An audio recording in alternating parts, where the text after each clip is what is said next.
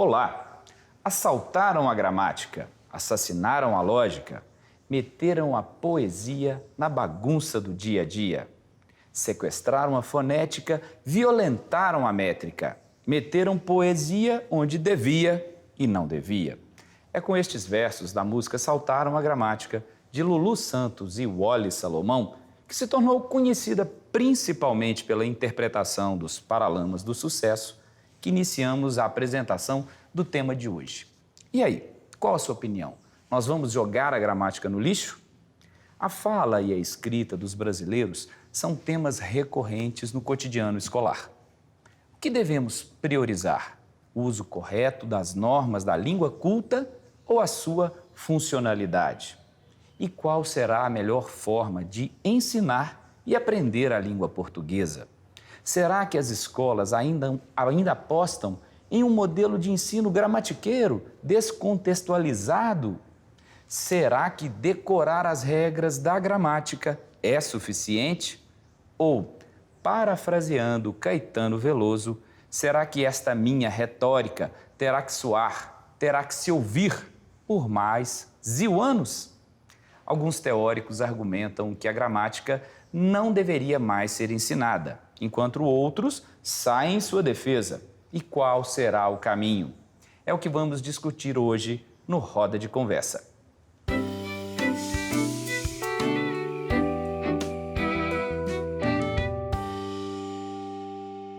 O Roda de Conversa é um programa que discute temas do cotidiano escolar sob a perspectiva pedagógica. É uma iniciativa da Secretaria de Estado de Educação de Minas Gerais, idealizada pela Magistra Escola de Formação e Desenvolvimento Profissional de Educadores de Minas Gerais e é também uma parceria com a Assessoria de Comunicação Social. Participam do programa Zélia Versiani, professora da Faculdade de Educação da UFMG, pesquisadora e vice-diretora do Centro de Alfabetização, Leitura e Escrita, o CEALI. Converso também com o professor Arthur Gomes de Moraes, doutor em Psicologia e professor titular da Universidade Federal de Pernambuco, onde também atua no Centro de Estudos em Educação e Linguagem. Completa a nossa roda de conversa a professora Maria da Graça Costa Val, doutora em Educação e professora da Faculdade de Letras da UFMG, onde também participa dos projetos do CEALI. Sejam todos muito bem-vindos à nossa roda de conversa. Professores, muito bem-vindos ao nosso novo cenário aqui na nossa Magistra. Mas essa roda de conversa ela tem um caráter diferente. Começamos de uma maneira bastante polêmica, dizendo, será, a gente joga a gramática no lixo?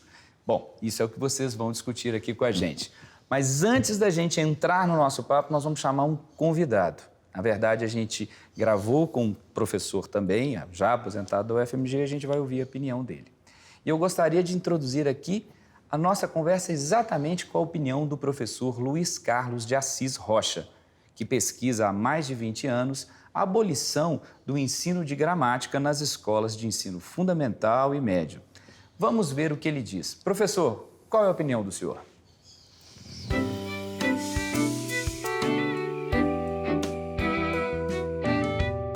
Eu sei que essa expressão, jogar a gramática fora, é muito forte, né?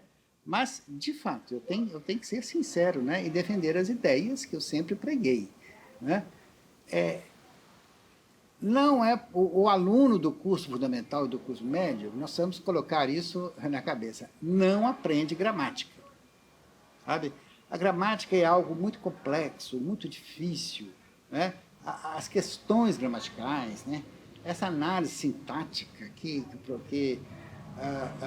fala em oração subordinada, substantivo, objetivo direto, objetivo indireta, completiva nominal, subjetivo, advérbio, não sei o que, isso é algo muito complexo, né? Para uma criança de 7, 8, 9, 10, 14 anos, por exemplo, né? Então, hoje em dia, uma parte dos professores prega o seguinte, é perfeitamente possível ensinar ao aluno, fazer com que o aluno domine o português, né?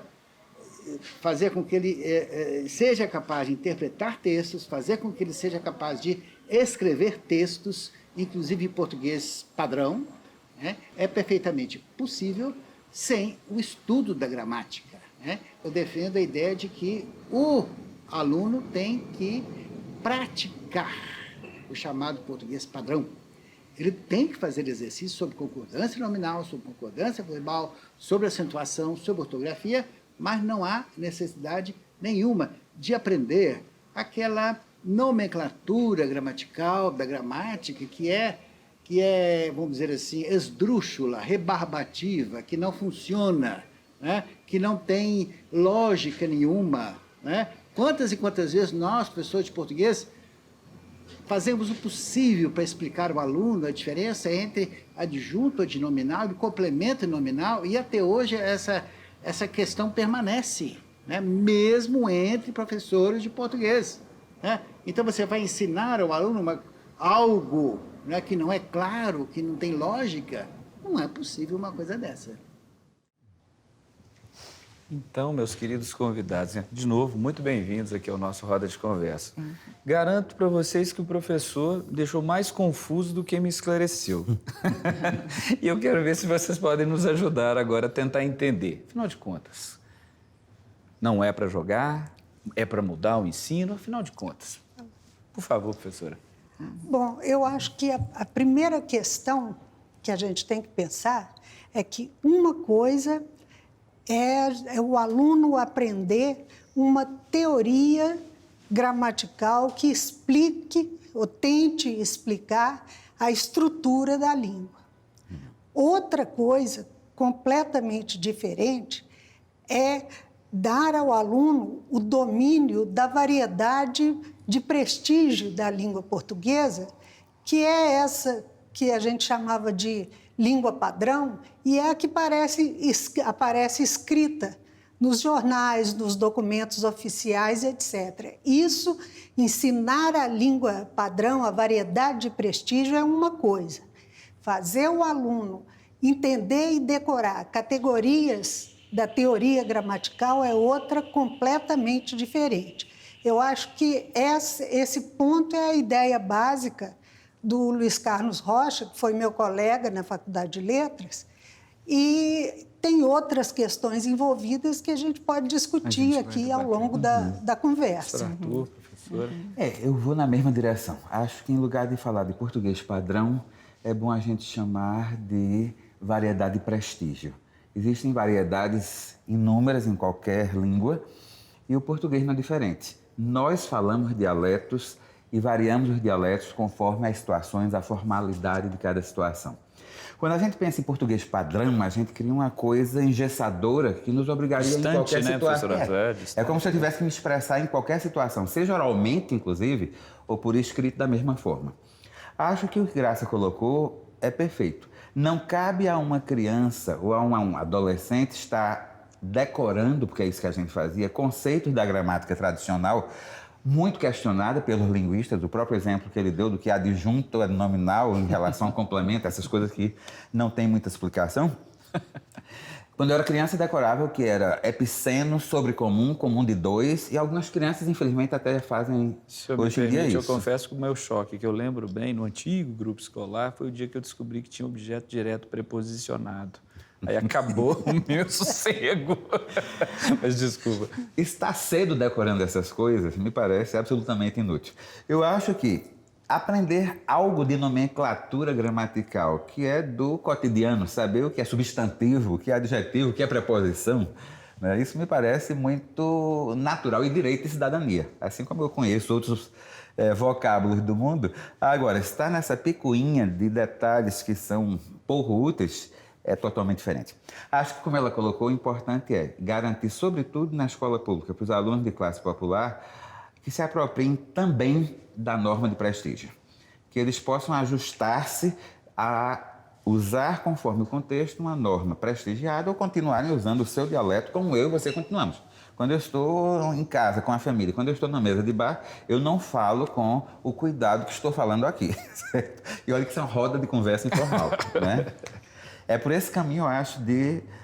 Mas até para nós nos inserirmos nessa roda, que ela também tem uma formalidade, afinal de contas ela se dedica aos professores, a gente lança a mão ao que vocês estão colocando como, não mais a língua culta, a língua padrão, mas esses códigos todos que a gente tem. Isso nos garante inserção, mas nós vamos voltar nisso, inserção e democracia pela língua. Então, professora, a questão das normas, né? Me parece que é importante. Então, a escola ela tem esse papel, né, de assegurar essas normas. E aí nós não estamos falando só de gramática, mas estamos falando de todas as normas. É isso mesmo? Eu estou entendendo corretamente? Sim, porque os usos da língua são muito variados, né? E quando nós somos solicitados, né, a participar de um evento como este, por exemplo, né, o aluno é solicitado a apresentar um trabalho em público, né, seja na escola, seja fora da escola. Esses usos, tanto os orais como os escritos, né, serão muito importantes para ele. Daí a importância da escola priorizar essa gramática dita normativa, né, que rege os usos padrão da língua.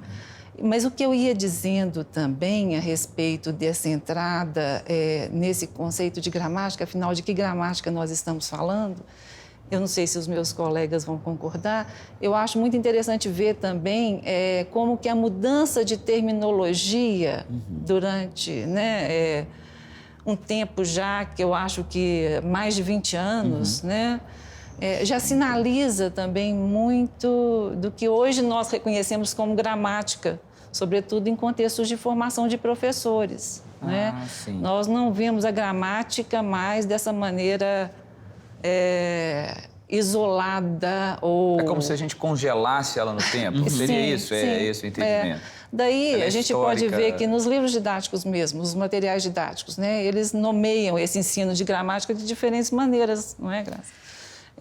Análise e reflexão sobre a língua, conhecimentos linguísticos, gramática, e eu acho que... o professor falou, o próprio professor, vamos dizer assim, da língua portuguesa, acontece com ele dele, talvez a forma do ensinar aí, que talvez a gente tenha que discutir, né? Não chegamos a um consenso, pelo menos nós 4 aqui, que não vamos jogar gramática nenhuma no lixo, né? Não vamos, mas a forma de ensinar. Mas pela experiência que vocês têm, tanto na perspectiva da formação de professores, né? Quanto também de professores em lidar com os alunos, seja até mesmo na graduação, é também um desafio para ele enfrentar essa questão da língua, do ensino da língua, essa dificuldade, o professor Luiz até coloca, professora? Bom, eu vou voltar na questão, porque eu acho que é importante insistir.